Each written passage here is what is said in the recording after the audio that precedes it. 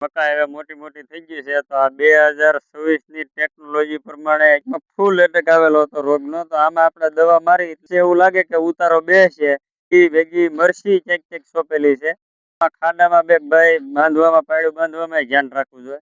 સિટીમાં માર્કેટ 100 થી 200 રૂપિયા કિલો છે, પણ આપણા ગામડામાં રહેવામાં મોટો ફાયદો. જય દ્વારકાધીશ મિત્રો. તો આજે આપણે મકાઈ ને એવું બધું જે ચોમાસામાં આપણે સોંપેલું હતું, એ મકાઈ હવે મોટી મોટી થઈ ગઈ છે. તો આ 2026 ની ટેકનોલોજી પ્રમાણે અત્યારે મકાઈ જોવો નીચે તો આવે છે, પણ ઉપર સમરા કાઢે ત્યાં એમાંય મકાઈ આવેલી છે.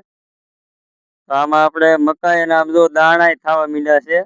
આમાં ઉપર મકાઈ આવી, અને હવે આમ તો લગભગ 10 થી 15 દિવસમાં આપણે મકાઈ ખવાય એવી થઈ જાય. અને કપા આપણે આવડો કપા થઈ ગયો છે. કપામાં આમ તો આપણે ઓલા નક્ષત્રમાં મહિના એટેકમાં ફૂલ એટેક આવેલો હતો રોગનો. તો આમાં આપણે દવા મારી એટલે હવે આમ તો સારો થઈ ગયો છે. પણ જે પેલા કપાસ હતા એ પ્રમાણે આપણે પેલાની કહેવત, પેલા બધા કહેતા કે આપણે બોલગાડ વાળાના કપાસ છે જે આપણે જમીનમાં આવશે એટલે 20 વર્ષમાં જમીનમાં જે પૂરું કરી દે એમ વાત કરતા એ પ્રમાણમાં અત્યારે હવે આપણે કપાસ કરીએ તો કપા હવે અત્યારે પેલા જેવો ઉતારો નથી બેસતો. પેલા ઉતારો આપણે ફૂલ કપામાં બેસતો, એવો ઉતારો હવે આ કપાસમાં નથી આવતો. તો આ વર્ષે હવે બધા વર્ષ કરતા પાછું થોડુંક એમ લાગે છે. આપણે વરહોવરે આમ તો 7-8 વર્ષથી સિંગ કરીએ એટલે હવે કપાસ કર્યો તો આ વર્ષે એવું લાગે કે ઉતારો બે છે. તો આમ તો અત્યારે કપાસમાં વધવામાં અને ગ્રોથ આમ તો સારો છે, એટલે ઉતારો સારો આવશે. અને અમુક અમુક છોડવા નાના હોય પણ એ આપણે ડૂલમાં સોંપેલા હોય એટલે એ એકદમ વધેલા નથી. અને આપણે ભાઈ ટૂંકી જમીનમાં બધું કરવું પડે. માલ હોય તો એમાં આપણે નીરવ માટે આ મકાઈ કરવી પડે અને ભેગો કપાસ, એટલે કપાસને થોડાક દિવસ ઓલું રહે પણ પછી કપાસ વધી જાય. આપણે મકાઈ હવે ધીમે ધીમે વાઢવાની ચાલુ જ કરવાની છે.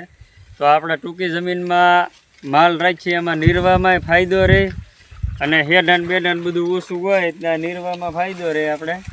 તો આમાં ભાઈ આપણે થોડુંક પાણી ભરાય, થોડુંક નીચાણ વાળો વિસ્તાર છે, ખેતરમાં બધી બાજુથી થોડુંક પાણી ભરાય એટલે આમાં હજી કપા બેક નાનો છે. તો આ ખાડામાં આપણે કપા નાનો છે એટલે આમાં ભેગી મરસી ક્યાંક ક્યાંક સોંપેલી છે. તો હવે આપણે આ કપા લઠાઈ એવો થઈ ગયો છે. તો આપણે કાલમાં બાંધી દેવાનો છે આ કપામાં. એટલે કપા પવન નો બહુ, આ કપા જે હોય અને થળિયું ઓછું હલાય એટલે આ એકદમ આમ હલતું બંધ થઈ જાય અને બાંધી એટલે તો સારું પડે. અને પવન બહુ હોય તો નમે ઓછો કપા, એટલે આપણે કપાસ કાલ બાંધી દેવાનો છે. અને આમાં ખાડામાં બે ભાઈ બાંધવામાં પાડ્યું, બાંધવામાં ધ્યાન રાખવું જોઈએ, કેમ કે છે એટલે લટાઈ ઓછો. તો આપણે માપે રાખીને બાંધી દેવાનો છે. અહીંયા ભાઈ આપણે પાણીનું મેન જે આપણે વર્ષોથી પાણી જતું હોય એ આપણે અહીંયા વગીને મૂકેલું જ છે પાણીનું. તો અહીં આપણે બધા ખેતરનું બધું પાણી ભેગું થાય એટલે અમારા ખેતરમાં આમ તો 2 ભાગમાં પાણી જાય.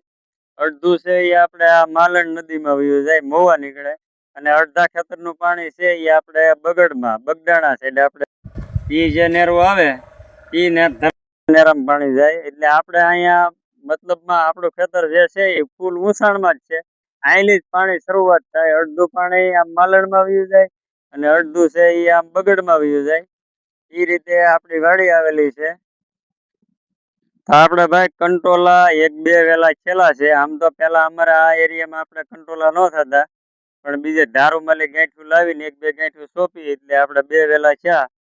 તો આ કંટોલાની અત્યારે સિટીમાં માર્કેટ 100 થી 200 રૂપિયા કિલો છે, પણ આપણા ગામડામાં રહેવામાં મોટો ફાયદો એ કે આપણે ફ્રીમાં વેલા થાય ત્યારે કંટોલાનું શાક ખાઈએ છીએ.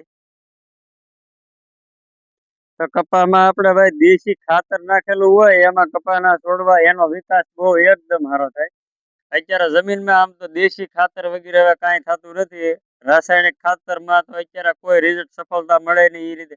તો અત્યારે દેશી ખાતર આપણે જેમ બને એમ વધારે નાખીએ તો છોડવા એકદમ વધે. આમાં આપણે દેશી ખાતર નાખેલું છે, મકાનની પાસે ઘર પાસે છે એટલે આમાં દેશી ખાતર નાખ્યું તો આમાં કપા એકદમ સારો વધ્યો. અને ડુંગળી વાયા પડવું હતું એમાં બેક વધેલો છે.